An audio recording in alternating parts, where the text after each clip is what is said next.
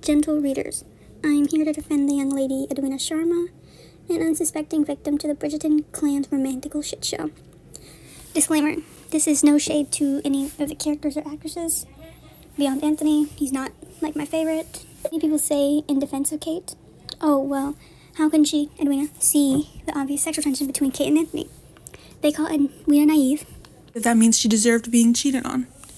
And I'd like to say that, of course, Edwina is naive. Of course she doesn't know what sexual tension is. She's an 18-year-old lady living in the Regency period where she's literally not allowed to know till after marriage. Even if Edwina did know about sexual tension, there still would be nothing for her to notice. Most of the sexy scenes with Anthony, Kate and Anthony's ship name, happened when Edwina was not present. The bee stinging Kate, the thunderstorm library meeting, the hunting party gun scene. Even their very first run-in, Kate was riding alone when she first met Anthony. None of these were told to Edwina for obvious reasons.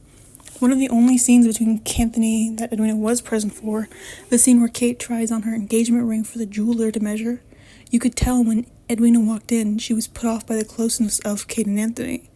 Her face, we saw that. Edwina clearly noticed something was off, but she pushed that aside. Did she fall too quickly? Yes. Anthony was honest about not wanting a love match at the beginning, but he was also very determined about courting her, which to a young lady would seem at least to be the beginning of love. He bought her a horse, invited her to his country house, and he's hot, so at 18 I would have fallen in love too. In the spirit of peace, I will admit, I am on Kate's side with one thing. When Edwina corrected her with half-sibling during the post-wedding confrontation, that was wrong. It was low, it was dirty, and Edwina clearly just wanted to hurt Kate.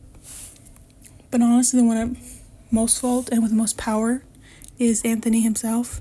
He could have easily stopped his suit way before Edwina started to like him and courted Kate himself. Edwina is the kind and loving sister. If he had just gone to her and been honest about his feelings, I think she would have truly been on their side. But he didn't.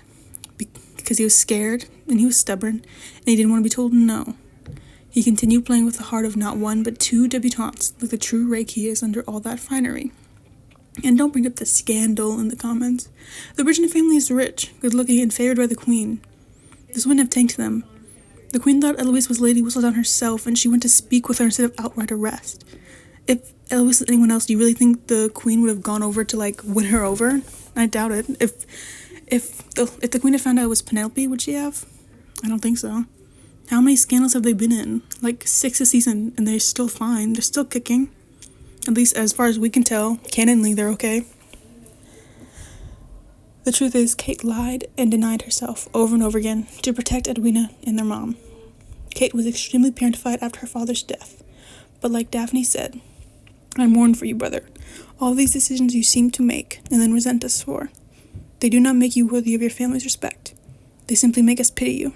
Nothing more. End quote. You cannot make decisions for your loved ones, then hate them for the decisions you make. Families are meant to be leaned on. It's meant to be support.